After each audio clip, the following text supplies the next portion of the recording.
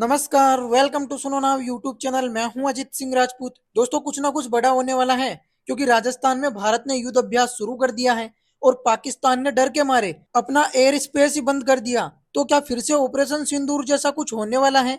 दोस्तों, पूरी सच्चाई जानने के लिए वीडियो के साथ में रेगुलर बने रहना। अब दोस्तों, इस टॉपिक के बारे में जानने से पहले हमें यह समझना पड़ेगा कि आखिर नोटम क्या होता है। तो आप लोगों की जानकारी के लिए बता दूं, जब किसी देश की वायुसेना कोई बड़ा अभ्यास, मिसाइल टेस्ट या कोई अन्य सैन्य गतिविधि करने वाली होती है तो वो एक आधिकारिक सूचना जारी करती है जिसे नोटम कहते हैं। अब एक बार के लिए इसको आसान भाषा में समझो। नोटिस टू एयरमैन यानी विमान चालकों को सूचना दी जाती है। यानी दोस्तों, इसके अंदर क्या होता है, जो विमान चालक होते हैं उनको पहले ही सूचना दे दी जाती है कि कौन सा हवाई इलाका किस समय और किस तारीख को खतरे में रहेगा। इसलिए उन्हें पहले ही अलर्ट कर दिया जाता है कि कोई भी सिविलियन विमान उस एरिया में ना जाए। अब दोस्तों, अगर आपको समझ में नहीं आया तो एक बार के लिए उदाहरण से और समझ लेते हैं। मान लीजिए भारत ने 23 जुलाई से 25 जुलाई तक राजस्थान बॉर्डर पर एक बड़ा युद्ध अभ्यास रखा है।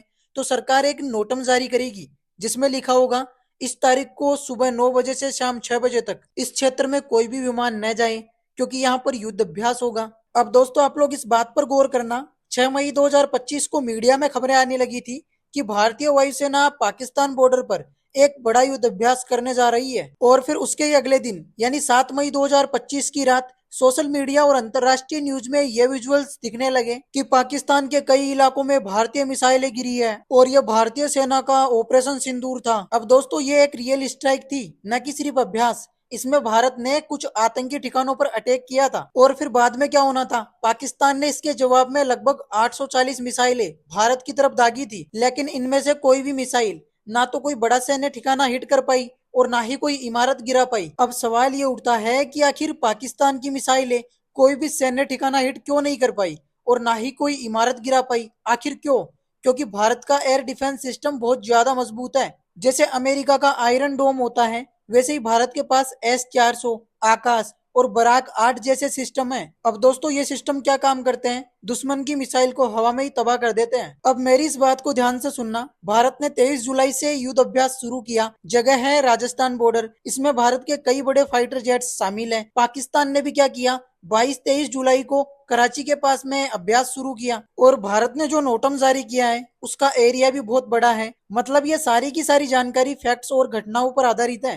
अब यहाँ पर एक सवाल ये भी उठता है, क्या ये सब सिर्फ एक सैन्य अभ्यास है या फिर इसकी आड़ में भारत कुछ बड़ा प्लान कर रहा है, जैसे 7 मई को हुआ था? क्योंकि ये बात तो हम सबको पता है कि पाकिस्तान ने ऑपरेशन सिंदूर के जवाब में 840 मिसाइलें दागी थी, लेकिन इनमें से एक भी मिसाइल भारत का नुकसान नहीं कर पाई। अब इस बात से ये तो साफ होता है कि पाकिस्तान की मिसाइलें कितनी ज्यादा कमजोर है और भारत का एयर डिफेंस सिस्टम बहुत ज्यादा मजबूत है। और दोस्तों, अभी के समय भारत ने 23 जुलाई से 25 जुलाई को जो युद्ध अभ्यास शुरू किया है वो शायद इसी ताकत को दुनिया के सामने दोबारा दिखाने के लिए है। अब दोस्तों, इसीलिए एक सवाल ये भी उठता है, क्या इसके लिए पाकिस्तान तैयार है या इस बार भारत कुछ और बड़ा करने वाला है? तो दोस्तों, आप लोगों की जानकारी के लिए बता दूं, इसको लेकर पाकिस्तान बहुत ज्यादा डरा हुआ है क्योंकि ऑपरेशन सिंदूर में उसकी कमजोरी खुलकर सबके सामने आ गई थी और अब वो कोशिश कर रहा है कि अपना एयर डिफेंस सिस्टम बहुत ज्यादा मजबूत कर ले। और दोस्तों, इसी के लिए पाकिस्तान के एयर चीफ और फील्ड मार्शल अमेरिका गए हैं ताकि अमेरिका से एयर डिफेंस सिस्टम मिले और अमेरिका भारत के ऊपर दबाव बनाए कि भारत पाकिस्तान के ऊपर हमला न करे।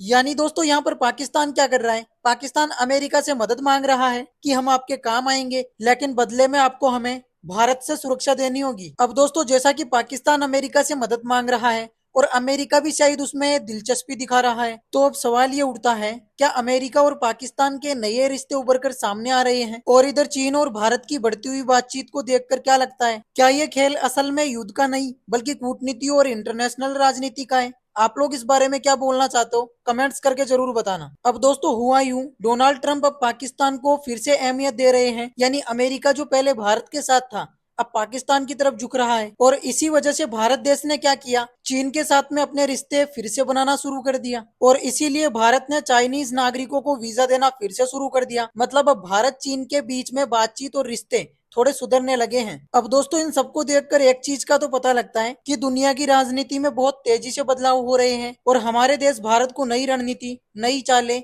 और नई तैयारियों की जरूरत है। क्योंकि एक बार के लिए सोचकर देखो, इस बीच अचानक कोई भी संकट आ जाए तो क्या भारत इसके लिए तैयार है और इस समय पाकिस्तान की क्या स्थिति है? चलिए समझते हैं। अब दोस्तों, भारत 23 जुलाई से 25 जुलाई तक युद्ध अभ्यास कर रहा है। लेकिन अब सवाल ये है, क्या ये सिर्फ एक ट्रेनिंग है या इसके पीछे कोई बड़ा प्लान भी हो सकता है? और वही दूसरी ओर पाकिस्तान की क्या प्रतिक्रिया है? पाकिस्तान अमेरिका से एयर डिफेंस सिस्टम मांग रहा है। क्या ये सिस्टम पाकिस्तान को भारत से बचा पाएंगे? क्योंकि दोस्तों अमेरिका पाकिस्तान को फिर से साथ में ले रहा है और वही दूसरी ओर भारत भी चीन से बातचीत शुरू कर रहा है। तो क्या ये युद्ध अभ्यास ऑपरेशन सिंदूर का अगला पार्ट है या कुछ नया हो सकता है? आप लोग इस बारे में क्या सोचते हो? कमेंट्स करके जरूर बताना। और अगर आपको आज का वीडियो अच्छा लगा तो वीडियो को लाइक करो, शेयर करो और चैनल को फौरन सब्सक्राइब करो। मिलते हैं अगले वीडियो के साथ में, तब तक के लिए जय हिंद, जय भारत।